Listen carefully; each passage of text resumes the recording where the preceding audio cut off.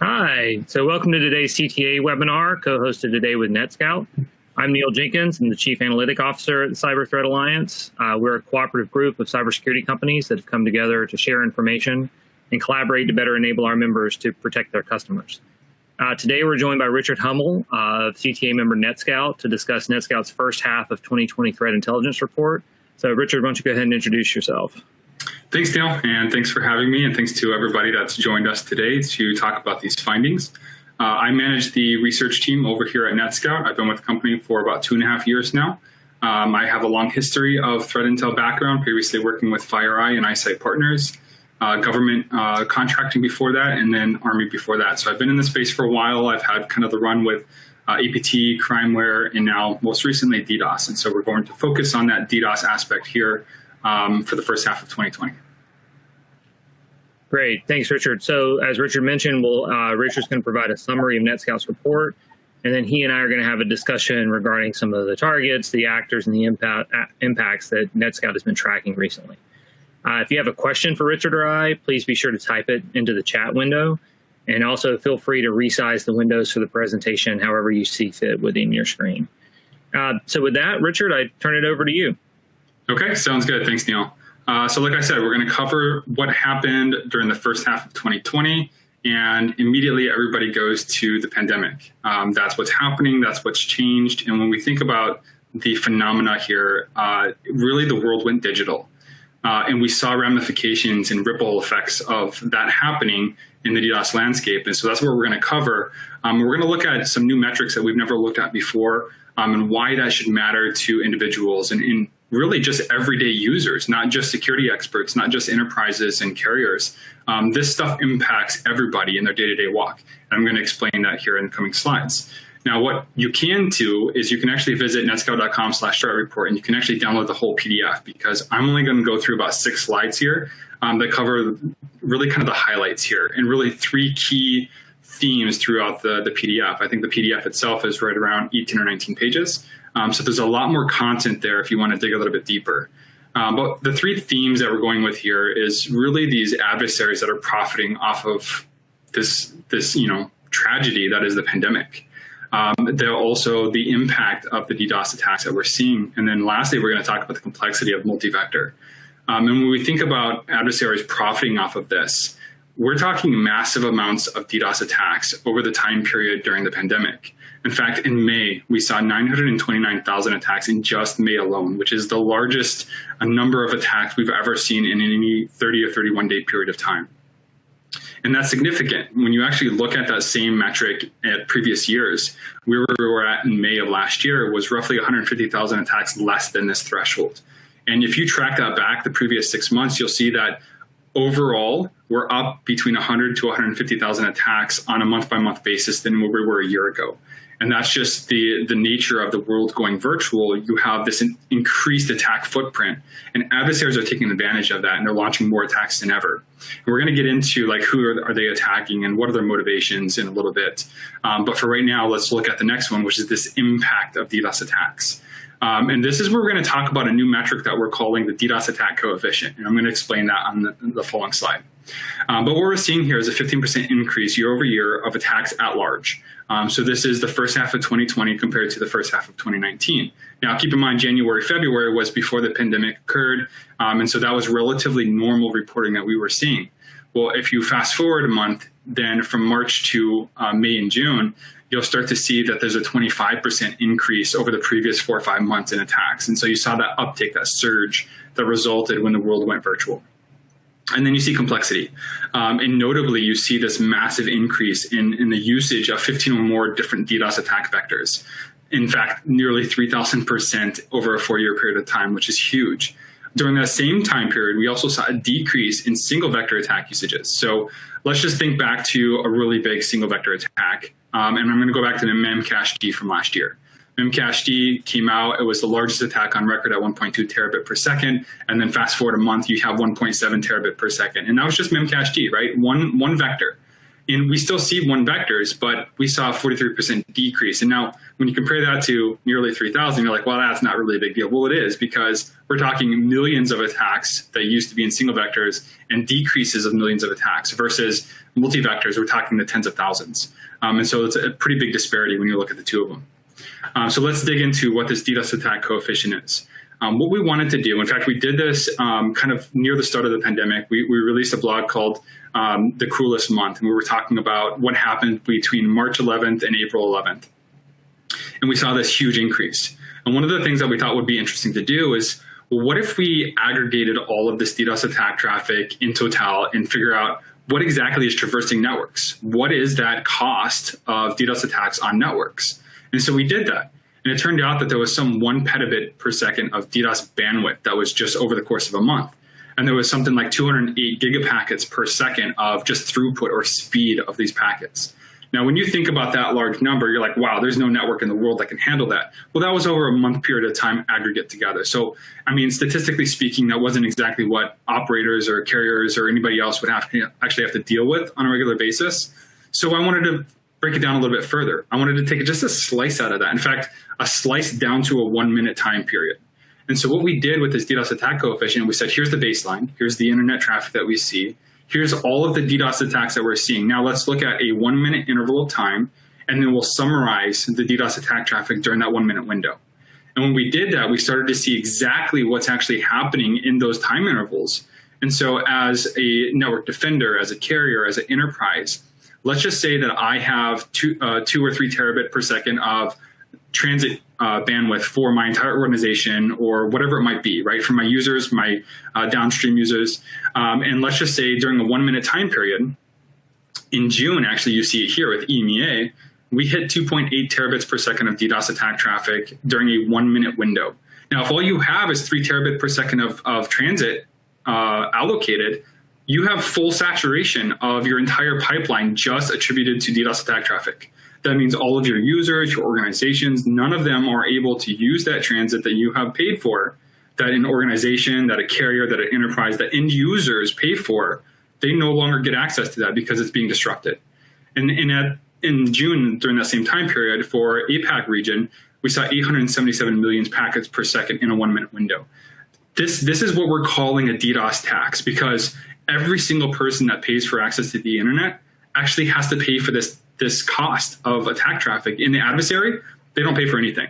They just launch an attack from where they're sitting, and it transits that network and costs everybody in terms of dollars and in terms of usability of the internet. Okay, so let's look at what are they attacking you with? What are the vectors? In this particular slide here is what we call the periodic table of DDoS attack vectors. Only covers UDP reflection amplification vectors. So there's still other stuff in the TCP realm that I don't have a slide for here. But I wanted to call attention to here because when we look at these, one of the things that we do here at NETSCOUT is we scan the entire IPv4 space looking for devices that are vulnerable to reflection amplification. 1, so we can bring awareness to the community, and 2, so we can inform our customers that, hey, this is what we're seeing. We have some other follow-on activities that we do where we can actually block some of these things with our products and in various intel things that my team produces. And so we want to look at and figure out, well, where are all these vulnerable devices? How many exist for a given protocol? And right now we're tracking roughly 29 to 30 different vectors for UDP. And the way this chart is organized here, the red indicates the vectors that we saw the most attacks for. Green is the middle, and then blue is the bottom tier. So for DNS and CLDAP, we saw greater than 500,000 attacks over the first half of 2020. That's basically what this represents. The little radials that you see here indicate the number of reflectors amplifiers that exist in the wild. So you can see DNS, SIP, SSDB, TFTP, more than 6 million vulnerable reflectors amplifiers out there. And when you think about, wow, this is a huge number, why aren't there bigger attacks? And the reality is that attackers don't leverage every single one of these. We did a case study about a year ago, and we looked at COAP, which is basically a protocol that's used in IoT devices. And what we saw is that more and more of these devices come online, which means there's more and more of these available for attackers to abuse. But when we actually started looking at how many of them are actually abused in an attack, we were estimating right around 0.05% of the available reflectors were actually being used in attacks. And those attacks were still reaching hundreds of gigabits per second in bandwidth. And so that just goes to show that attackers don't have to leverage all of these. In fact, attackers may only have lists of 10 to 50,000 of these at any given time that they then cycle through the various attack tools that they have. And so they don't have to have 1 million DNS reflectors amplifiers that they're going to leverage for an attack to launch something that could potentially take down a network. Okay, we can't really talk about DDoS until we get into the IoT realm, because we know that this contributes a lot. In fact, DDoS was a thing for a very, very long time. But really, one of the things that brought it into the spotlight was the Dyna attacks back in 2016, right? When Mirai came out, the public code was released, and oh man, we saw the largest attack ever, right? Well, Mirai is still around. It's still king. In fact, what we're seeing here is adversaries actually taking advantage of the pandemic. You can see here in March that the samples in the wild nearly doubled, and that continued for the following couple of months until it kind of levels back out. And so this graphic that you see on the right-hand side was actually in partnership with Reversing Labs, who is also a CTA partner. And what we do every time we do one of these reports is we go back to Reversing Labs and we compare what we're seeing in the IoT space, specifically around Mirai and various other samples that might relate to Mirai. And we want to see like what they're seeing from an intake standpoint, how many samples are circulating in the wild, what's unique, are there some novel strains, is there different things we need to take a look at? And for the most part, our honeypots and various things that we're seeing in our ingest have parity with what Reversing Labs is seeing, but Reversing Labs has it on a much larger global scale. And so it's interesting to see that these adversaries take advantage. Now, think about the pandemic and what happens. All of these people are now working from home, schools are out, kids are home, and now you have all of these additional computers at home behind home routers that no longer have firewalls in place, no longer have IDS, IPS in place. And so you have this massive footprint that adversaries are taking advantage of because you have all these extra devices. Why not ramp up my operations to infect more of those? And not only are we seeing that with Mirai, but we're seeing it with GAFGit, which almost tripled the number of samples that are circulating in the wild. And then also just regular Linux flavored malware. You're seeing more and more of this. In fact, Linux is expanding into the APT space. It's expanding into crimeware. You have notable banking trojans like TrickBot that are extending itself to the Linux platform. And so we're seeing this phenomena of switching things over. And not only that, the uptick in attacks against them and just the sheer number of samples out there circulating to infect devices. And then the last slide here that I wanted to cover before we wrap up here is this Lucifer malware. This came out earlier this year. And this is a really great example of that cross-platform targeting. Lucifer itself can run on both Windows and Linux. It can launch DDoS attacks from both of them. And the reality is, if you get more of these, I want to call them bots, but they're not always bots. If you get more of this Linux malware, let's just say you compromise a data center, and you have this really high-powered system that they're sitting behind. Well, now that they have the processing capacity and they have the network bandwidth to launch these extremely large attacks. And all it takes is one compromise. And so we're seeing adversaries go after that more and more often. And that's really kind of the story we want to paint here with the IoT and then expansion into the Linux space. So that wraps up my high-level conclusion. I know we're going to have some questions going through here with Neil. But again, if you wanted to download the full threat report, you can do so here. And then also, if you wanted to look at kind of real-time statistics of some of these things that we just talked about, you can visit Horizon, NETSCOUT Cyber Threat Horizon, and that'll give you kind of a real-time feel of what we're actually seeing here in the DDoS space. So Neil, I'm going to hand it back to you, and let's dig into questions. Great, thanks, Richard. Really interesting stuff. Really great visibility you all have, and a good look at the report. Thanks for that. So I wanted to start our discussion around the actors who are actually conducting DDoS these days. So your report refers to the main DDoS actors as cyber criminals. So let's talk about like who is using DDoS and why. I mean, normally when I think of DDoS as a tool for hacktivists or political dissidents or state actors looking to disrupt the operations of the organizations that they take issue with or looking to have some type of strategic effect. So who is conducting DDoS these days? Are they seeking payment? Are they using them as smokescreens for attacks? So what are their motives? All of the above. So I'm going to walk through each of these, but actually there's kind of a misconception here with DDoS because a lot of the DDoS that really makes the news in the media is exactly what you said, right? Is this political dissidence, it's the hacktivisms, it's the high profile things that happen. and even more recently with the financial extortion stuff, which I'll get into here in a moment. But the vast majority of DDoS attacks actually target broadband networks, specifically related to gaming and gambling on gaming. It's a huge market, and we estimate some 85 to 90% of all DDoS attacks that occur are actually motivated by that arena, because there's billions and billions of dollars in esports and underground esports. And so what you have is you have all these competitions happening, and all it really takes is a 30-second, 1-minute interruption in, let's just say, an esports match to throw a match. So if you're able to target your opponent and there's millions of dollars riding on a particular match, then DDoS becomes a very, very key thing, because all it takes is a very small amount of money, or maybe you even have your own operation set up, and you launch this attack that literally costs you nothing and could potentially net you millions of dollars in return. And so we see most of the attacks there. In fact, we were looking kind of at the telecommunications environment and figuring out, okay, where are we seeing some of these attacks? And one of the things we saw last year was that wireless was making its way into the top 5 different areas where we're seeing DDoS attacks. And that's because a lot of the Asian communities are using their hotspots in 4G and 5G in order to connect to gaming platforms. And so naturally, you start to see more of attacks against that platform, against that communication medium increase.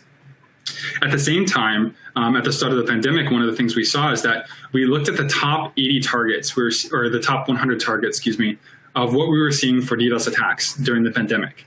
And what we found is that 82 of those track back to broadband. And most of the time when we think broadband targeting, that is related to gaming.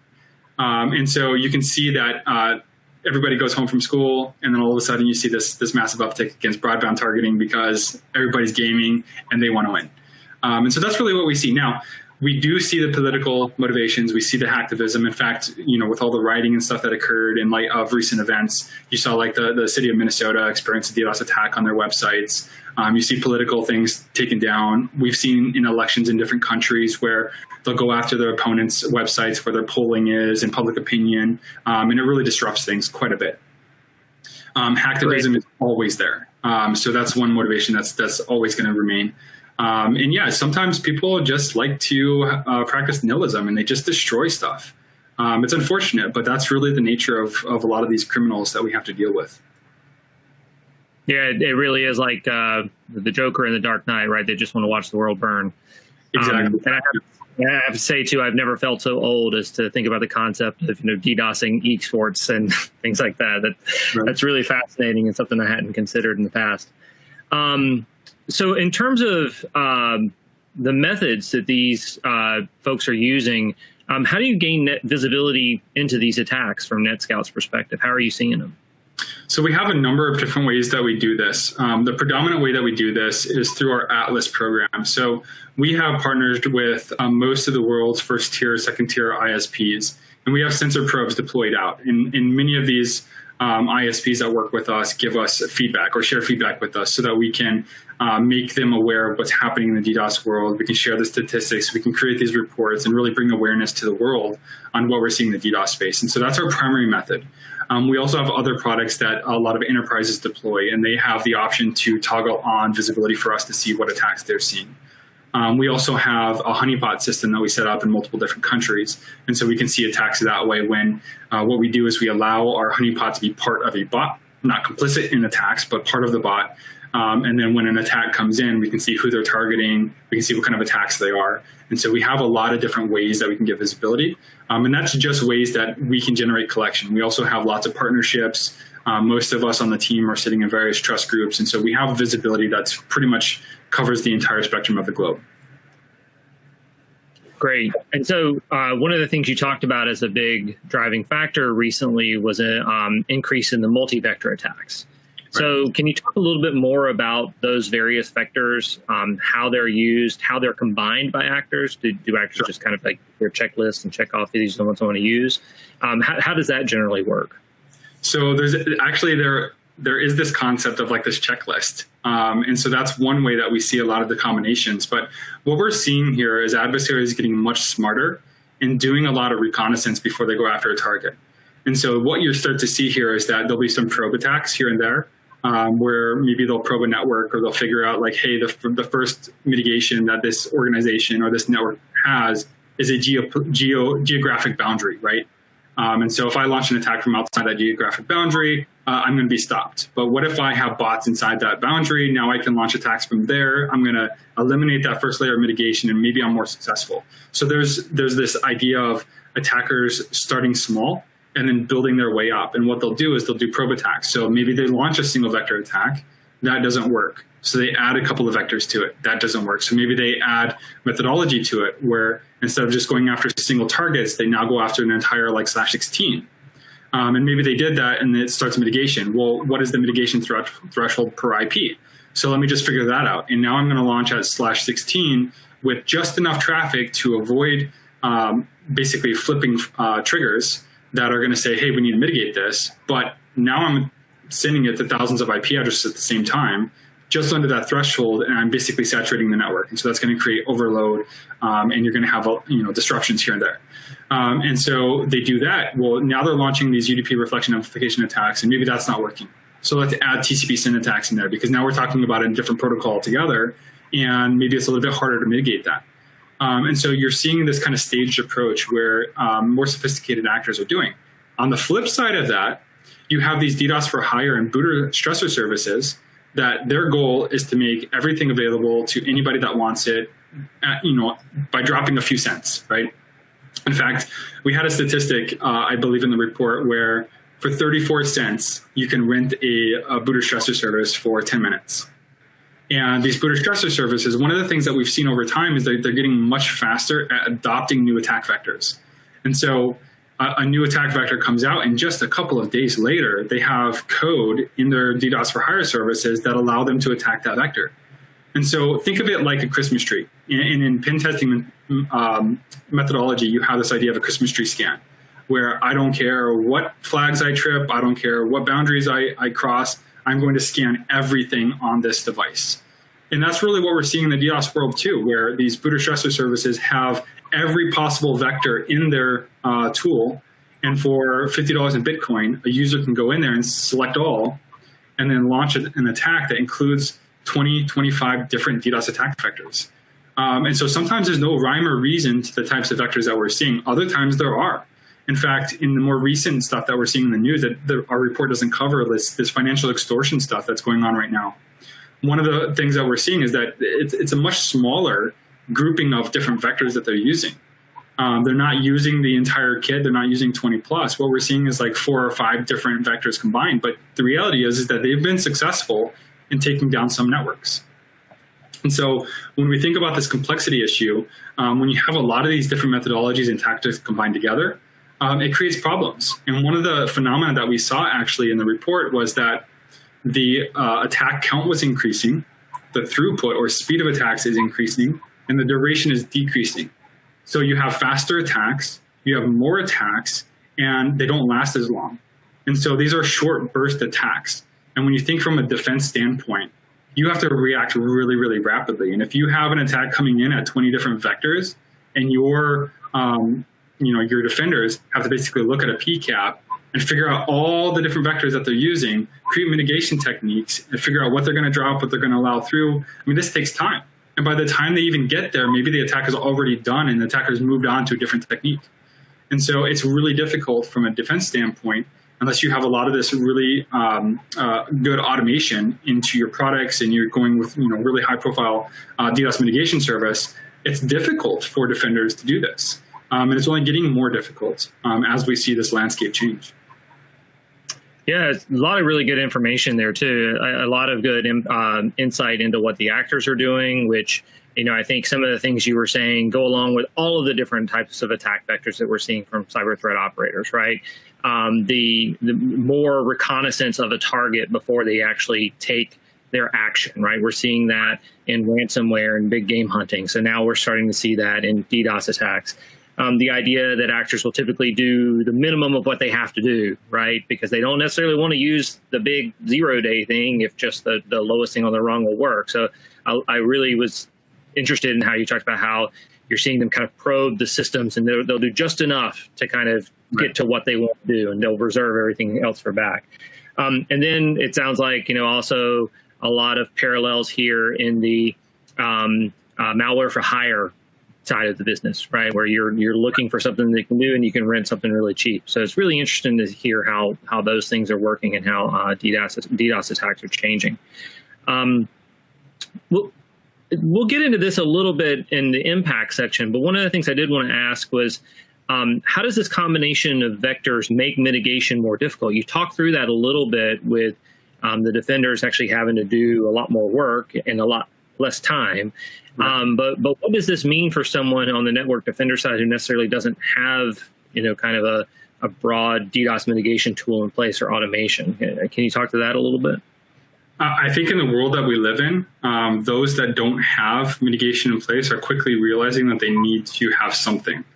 And we always like to say this defense in depth in the security world, and in pretty much anybody, whether you're talking about DDoS or crime or EPT, a defense in depth goes a long way to mitigating some of these things. But the reality stands that nowadays, because there are so many different ways that you can attack somebody with DDoS, unless you have something that is dedicated specifically to defend against DDoS, there's a high probability that some attacks out there are going to take you down. Firewalls aren't sufficient. There's lots of DDoS attacks out there that can have state exhaustion and take those down. And so having something in place is really important today, whether it's NETSCOUT's products or somebody else's products. I mean, that's your prerogative. But the reality is that unless you have something in place, DDoS attacks are going to impact you. And most likely they are going to hit you. Most of the customers that we work with are in kind of this carrier space, but we have hundreds and hundreds of enterprises that have come to us with attacks. We've had financial institutions come to us in recent light of these financial extortion attempts that they didn't have anything in place. They didn't think they would ever be a target. And guess what? Now they are. And unless they have something in place to mitigate this, they're being held for extortion. And if you don't pay us, then we're just going to keep taking your networks down. So I think we're moving beyond this world where you can just go through life and just ignore DDoS. I don't think it's something we can ignore anymore. That's a really good point. So to that point, what are the sectors and organizations that you're now being seen kind of targeted most by DDoS attacks? Who's most at risk of being a target? So before I would tell you that telecom was always the go-to, right? 95% of attacks that we saw were in the telecommunications space, whether that be broadband, whether that be wireless or satellite telecoms. But interestingly enough, when we started looking at the phenomena of the pandemic and what actually was happening and where targets were changing, we started to see a shift. And actually, I wanted to drill a little bit more into telecommunications for this report. But when I started looking at individual verticals and sectors, I realized that it wasn't matching this global trend that we were seeing. And so I started looking at telecom and I actually saw a decrease in attacks against telecoms. And I'm like, that doesn't make any sense to me. We're seeing more attacks than ever before, but why is telecoms lower? And so then I started looking into other vectors. And what I was seeing here is that we were seeing organizations targeted that have never been targeted before. And we're seeing other sectors targeted that have never been targeted before, or if they were, was very, very, very small.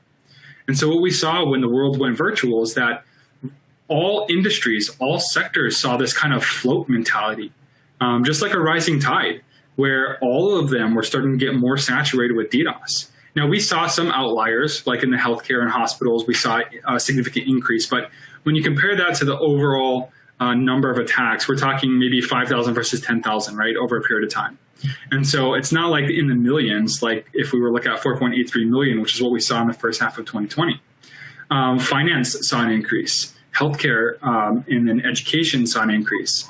And so we're seeing more attacks against some of these verticals, but the reality is that we're seeing just more attacks in general against more targets than ever before. So that's really what we're seeing right now. And that's kind of where we've leveled off for the time being. Really interesting. Yeah, and I'm sure some of those attacks against education are like the case down in Florida, right, where somebody hired a DDoS to prevent their virtual school from being effective. Yeah, we actually talked about that last year as well.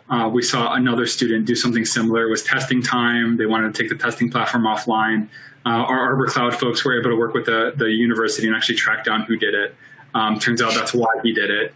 And the reality is, DDoS attacks, anybody can launch them. I mean, a 16-year-old in Florida took down a platform that prevented 170,000 students and faculty from connecting to the platform. It doesn't take a genius or any sophisticated operations to do these kind of things. Yeah, so I guess if you're going to do it to try and win some money in esports, you might as well try to do it to avoid taking a test in school, right? Right, even if the delay was just per day. Exactly. Well, I'm sure they're spending that extra day to study. So how are you seeing DDoS attacks differ in various regions across the world as well? For the most part, we're seeing parity across all of the regions. In the full-length PDF that we have of the report, we have 4 different region breakouts. And if you look at the landing page that we have, there's more regional information there. And for the most part, almost entirely across the board, with the exception of APAC, you're seeing an increase in number of attacks. You're seeing increased throughput, shorter durations, almost entirely across the board. The only exception is APAC saw a decrease in the number of attacks.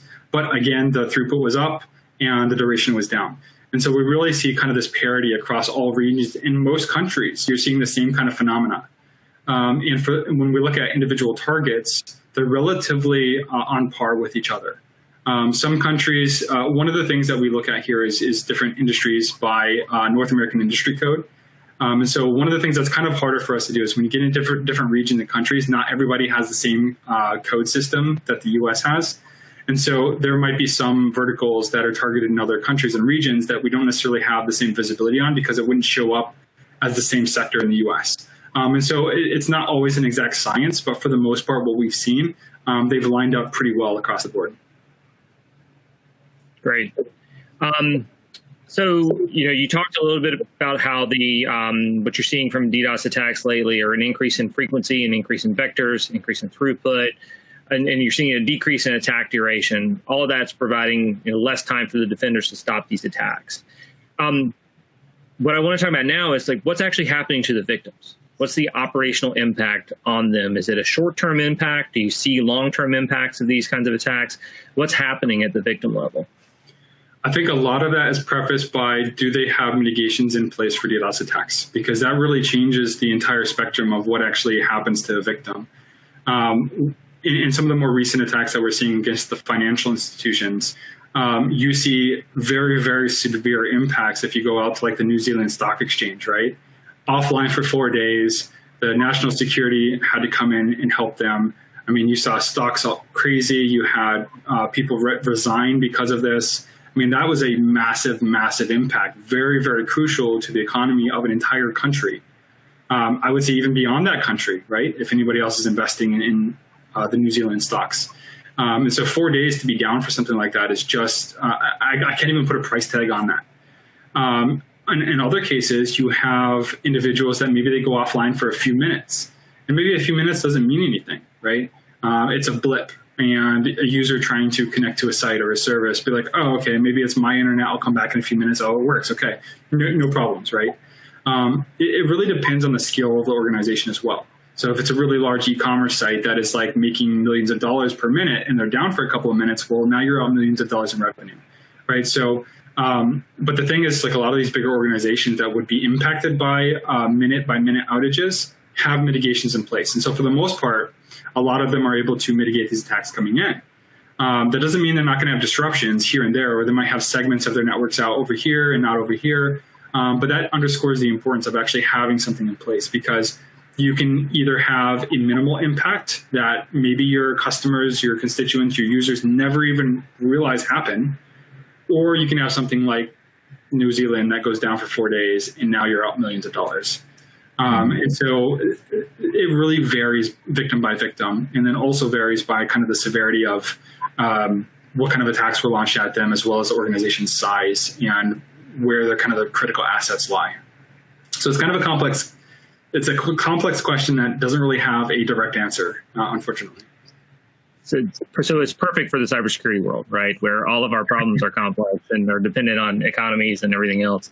But it sounds like, to your point, a lot of organizations have to look at this from a risk perspective, right? Are they at risk of losing a lot of money if they're down for a short period of time? And if so, it's time to find some good mitigations.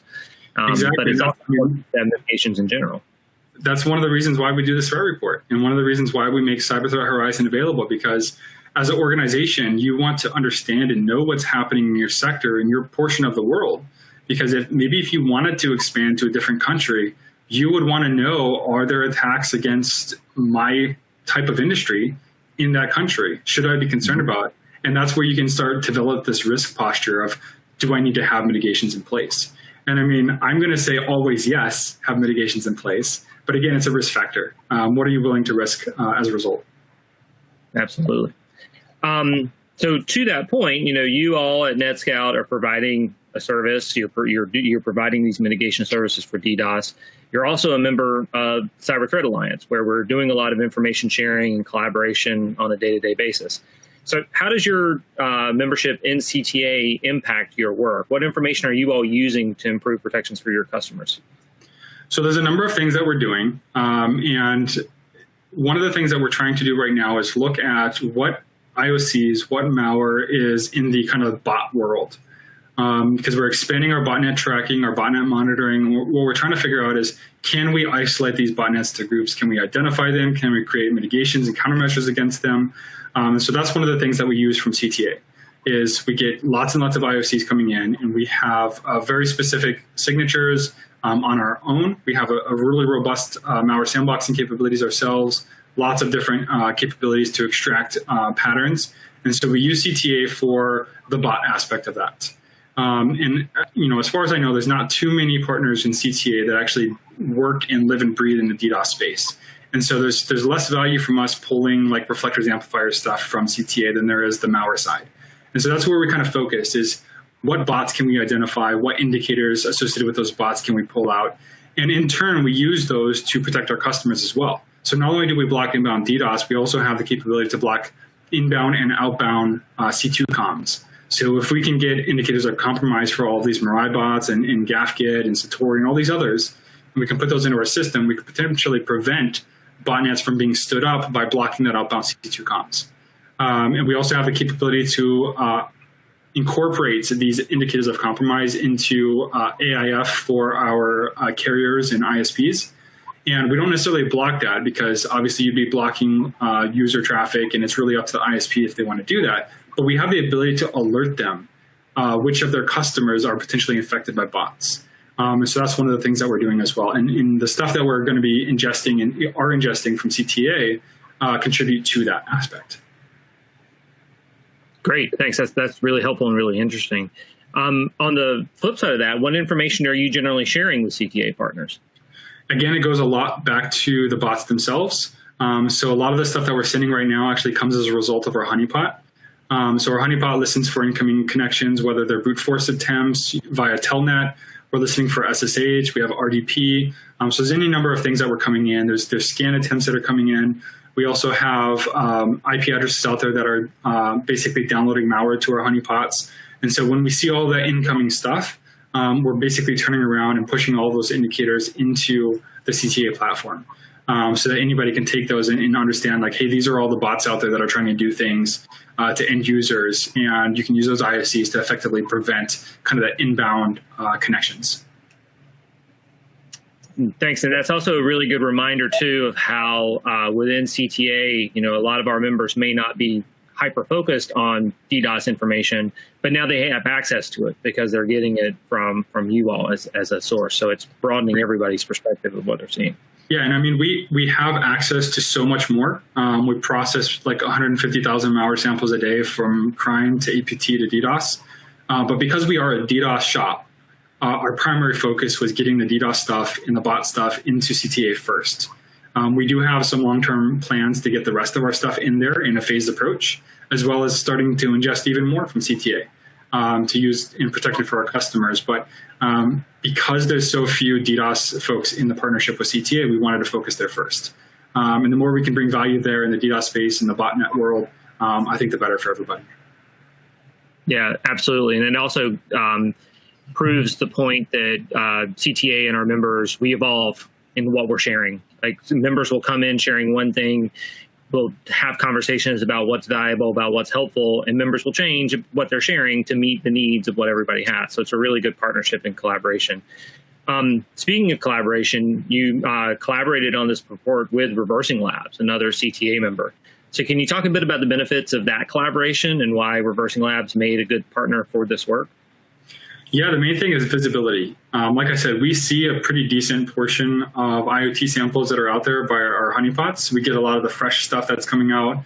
Even some of the more recent stuff, we're seeing like fresh binaries that we are not seeing in other platforms. So we do see some of the cutting edge stuff, but our visibility is pretty limited, right? We have a narrow view of what's happening, whereas Reversing Labs has, 8-9 billion malware samples out there, if not more, and they're collecting from everywhere, right?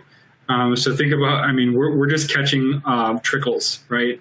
We don't have the whole fire hose. And so we realize that, and we understand that we can go to other folks and partner with them to figure out what's actually happening at a broader scope in areas that we're lacking visibility. And that's where Reversing Labs comes in, because they just have such a wide footprint in terms of just malware samples that they're retrieving from everywhere. And so what they can do is look at all of the different patterns that they're seeing in the IoT space. They can use their function hashing and pattern matching to figure out what's related to Mirai, what's not. And so that's really helpful for us. And for the most part, when we get statistics from Reversing Labs, we can back those up with our own by looking at the similar distribution, not in the same volume, but in the same distribution of what we're seeing out in the wild. And so it's a really good reflection of that, but it underscores that we don't see everything. And sometimes we have to partner with others to actually see the rest of the landscape. Yeah, I think that's a really great point to close on. Collaboration in cybersecurity is so important because everybody doesn't have the same visibility as everybody else. You're seeing what you see because of who your customers are, because of where your sensors are. The more collaboration we have, the more ability we have to be able to see beyond just one company's scope. So I think we're closing out on time, but one thing I did want to do was take a minute and look ahead and see what the future holds for DDoS attacks. You mentioned a little bit in your comments about you're seeing some more financial extortion recently as the pandemic goes, and you also talked about how with the onset of the pandemic, you really were starting to see a change where it was kind of like from just telecoms being targeted, kind of like everything is being targeted. Do you see that as something that's going to continue, especially if we continue more work from home, more virtual options for normal enterprise work? Can you talk a little bit about your predictions for DDoS in the next few months or years? I would say in the next few months, I don't see things changing much. Nobody really knows when the pandemic is officially over, even as much as we're seeing more spikes here and there. We're seeing an uptick in infections across the globe. So I don't anticipate things going back to normal. But even once individuals start going back to, brick and mortar workplaces and kids are, fully in school, I think we're still going to have a lot of the world in this digital aspect, because what we're realizing here is that it works. And we can conduct business. We can go about our daily business. We can go to education. We can work. And it just works. E-commerce works. E-commerce is probably seeing more business than ever before.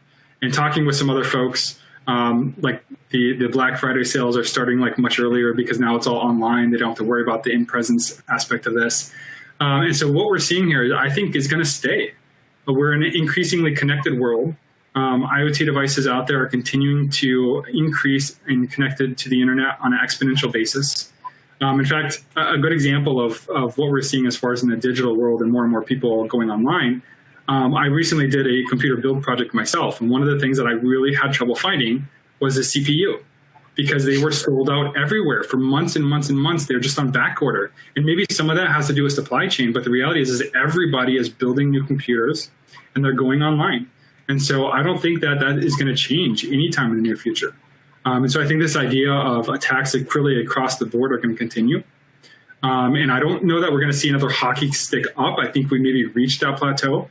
But I don't also anticipate a significant decrease over time. So I think we're at a new kind of norm. And maybe we see a little bit of leveling off as things start to go back to normal, if they go back to normal. But again, I think we're at the new norm at this point. Yeah, well, welcome to the new normal. So thanks again, Richard, for participating in our webinar today. It was really interesting, really great insights into the threat. If you remember, be sure to check out NETSCOUT's report. It's available on their website, netscout.com/threat report. If you're interested in becoming a CTA member, please check us out on our webpage, cyberthreatalliance.org, to learn more about us. Click on the contact link at the top of the page to reach out. So thank you, Richard. Appreciate your time today. Thank you, everybody, for joining us. And thanks for all participating. We hope to have you back for another webinar soon.